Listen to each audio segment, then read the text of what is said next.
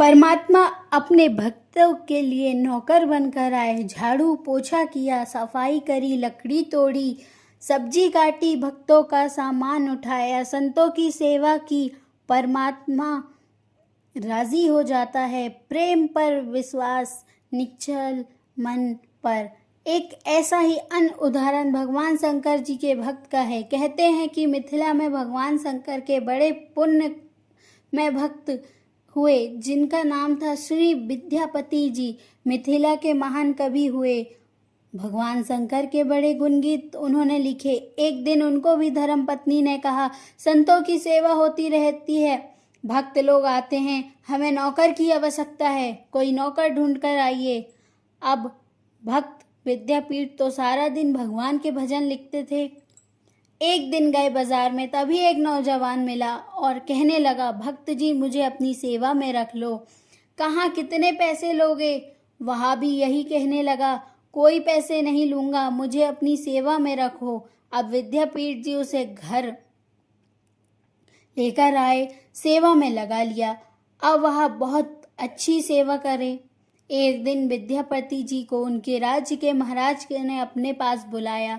विद्यापति जी उस नौकर को कहने लगे जिसका नाम उगना था, उगना हमें राजा से मिलने चलना है, तुम चलोगे? उगना कहने लगा, महाराज जैसी आप आज्ञा करें, मैं तो सेवक हूँ। सेवक तो हर कदम स्वामी की आज्ञा में हाजिर होता है। तब उगना भी तैयार हो गया मालिक के पास जाने के लिए। अब विद्यापति जी और उगना राजा से मिलने मार्ग में बहुत तेज गर्मी पड़ी। इतनी भयंकर गर्मी थी, विद्यापति जी के लिए चलना कठिन हो रहा था। उन्होंने सोचा थोड़ा पानी मिल जाता तो मेरे शरीर में आज जान आ जाती। ऐसा सोचकर उन्होंने नौकर उगना से कहा, उगना थोड़ा पानी ले आओ, जब तक हम वृक्ष के नीचे बैठ जाता हूँ। उगना जैसे ही पानी लेके आया, आसपास तो पानी का कोई स्रोत ही नहीं था। उगना ने विचार किया, पानी कहाँ से लाऊं? तब उगना भगवान शंकर, उन्होंने क्या किया, अपनी जटाएं खोली, जटा से गंगा निकाली, गंगा जी से जल का लोटा भर के अपने मालिक विद्यापति जी के पास लेकर आए और कहने लगे, मालिक जी आप पानी पीजिए। अब विद्यापति जी ने जैसे ही पानी पिया, कहने लगे, यह तो गंगा का अमृत में जल है और यहाँ तो कोई गंगा का स्रोत ही नहीं है, कहाँ से आया? उगना पूछने लगे, उगना यहाँ जल कहाँ से आया? उगना कहने लगा, आपकी कृपा है, आपकी कृपा से गंगा भी यहीं प्रकट हो जाती है। विद्यापति जी तो समझ गए थे, उन्होंने कुछ रहस्य कहने लगे, उगना सच सच बताओ यह जल कहाँ से आया, नहीं तो मैं आगे कदम नहीं बढ़ाऊंगा, आज मैं खाना पीना बंद कर दूंगा। उगना सच बताओ यह जल कहाँ से आया। तब उगना के रूप में भगवान शंकर विद्यापति जी के साथ थे। वह अपने साक्षात रूप में प्रकट होकर कहने लगे, मैं तुम्हारा प्रभु हूँ जिसकी तुम निरंतर उपासना करते हो। तुम्हारे प्रेम बस तुम्हारा नौकर बनकर आया हूँ। अपने शंकर की बात सुनकर विद्यापति जी मार्ग के बीच में बैठकर ही रोने लगे। हे प्रभु, मुझसे बड़ा पाप बन गया। आप मेरे घर मेरी सेवा करते रहे, झाड़ू पोछा करते रहे, भोजन बनाते हो। मेरी धर्मपत्नी कभी कभी क्रोधवश आपसे अपशब्द भी कह देती है, तब भी आप सहज सुनते रहते हो। हमसे बड़ा अपराध बन गया, हमें क्षमा करो। तब भगवान शंकर कहने लगे, अरे विद्यापति, इतनी क्यों चिंता करते हो, मैं ही तो हूँ। तब भी विद्यापति जी कहने लगे, हे भगवान, मुझे छोड़कर नहीं जाना, आपके बिना अब मैं नहीं रह सकूंगा। भगवान शंकर ने कहा, मैं तुम्हारे पास उगना नौकर के रूप में काम करता हूँ, यह बात कभी किसी को मत बताना। अगर यह भेद कभी तुमने खोल दिया तो मैं अदृश्य हो जाऊंगा, फिर मेरा दर्शन होना कठिन है। तब विद्यापति जी कहने लगे, मैं यह रहस्य कभी किसी को नहीं बताऊंगा। अब राजा से मिलकर प्रसन्न होते हुए विद्यापति जी उगना को घर पर आ गए। धीरे धीरे समय बीतने लगा। एक दिन विद्यापति जी के कार्य से घर से बाहर गए थे और उगना भी संतों की सेवा कर रहे थे। संत सेवा से निवृत्त होने के बाद उगना ने भक्त जी की धर्मपत्नी को कहा, माता मुझे भूख लगी है, आप जल्दी से भोजन बनाइए, मुझे भोजन खाना है। माता ने कहा, अरे तुम सारा दिन खाने की बातें करते रहते हो, कोई काम तुमसे होता नहीं। अभी तो संत खाकर गए हैं, अभी तो घर की सफाई करनी है, सफाई हो जाएगी उसके बाद तुम्हें भोजन दूंगी। अब उगना जी के रूप में तो भगवान शंकर जी थे। भक्त के प्रेम के वशीभूत होकर उन्होंने भक्त की धर्मपत्नी के अपशब्द भी सहन किए। उगना जी ने फिर कहा, आज मुझे बड़ी भूख लगी है, मुझे थोड़ा भोजन खिलाओ।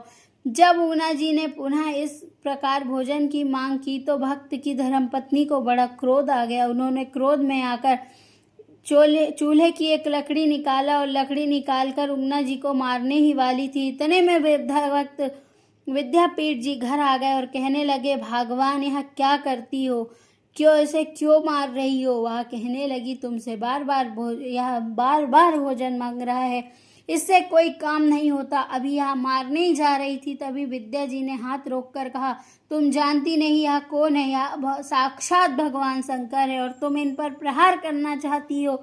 विद्यापति जी की मुख से सिर्फ इतना ही निकला, यह शंकर हैं। इतने में वह उगना अदृश्य हो गया। भक्ताइन जी के हाथ से लकड़ी छूट गई। विद्यापति जी रोकर कहने लगे, मुझसे बड़ा अपराध बन गया। उनकी धर्मपत्नी कहने लगी, आपने बताया क्यों नहीं, यहाँ भगवान शंकर है, अगर आप मुझे पता होता तो इनकी हम पूजा करते। वही शंकर उगना के रूप में हमारे पास रहने आए तो मैं कभी उनसे अपशब्द नहीं कहती। विद्यापति जी कहने लगे, अगर मैं तुम्हें यह रहस्य बता देता, भगवान शंकर हमारे घर से कब का ही चले जाते।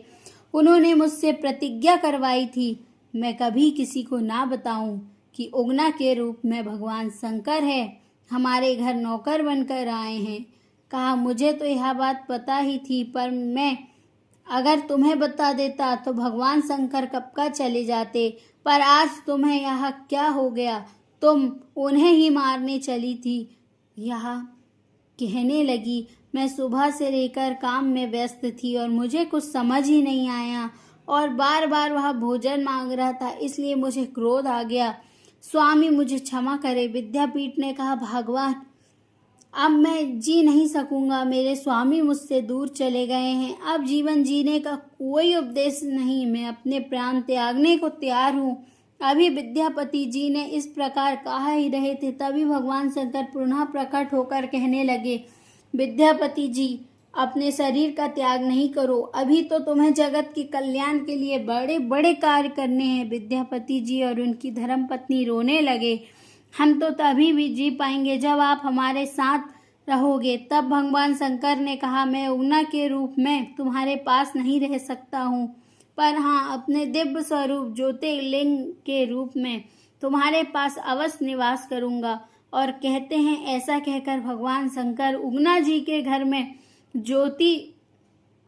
ज्योतिर्लिंग स्वरूप में प्रकट होकर ज्योतिर्लिंग बिहार के मधुबनी में उगना महादेव के नाम से जाना जाता है। तो भगवान अपने भक्त के लिए कभी शिष्य बन जाते हैं, कभी गुरु बन जाते हैं, कभी पिता बन जाते हैं, कभी पुत्र बन जाते हैं, कभी माता बन जाते हैं, कभी भाई बन जाते हैं। पर कितना अलौकिक है, जो जगत का मालिक है वह अपने भक्त के पास नौकर बनकर आ गया। यही तो परमात्मा की विशेषता है। अपना मान टल जाए पर भक्त का मान न टलते देखा। त्रिलोचन जी के पास भगवान श्री कृष्ण नौकर बन के आए और उगना के रूप में विद्यापति जी के पास शंकर नौकर बन के आए। भगवान को कोई सच्चे दिल से पुकारे तो उन्हें कोई सच्चा रिश्ता तो रखे, वह रिश्ते को स्वीकार कर लेते हैं। तो ऐसा ही करुणाशील परमात्मा जो भक्तों के प्रेम से रीझ कर नौकर बनने को भी तैयार है, ऐसे दयालु श्री हरि के पावन श्री चरणों में मेरा बारंबार प्रणाम है।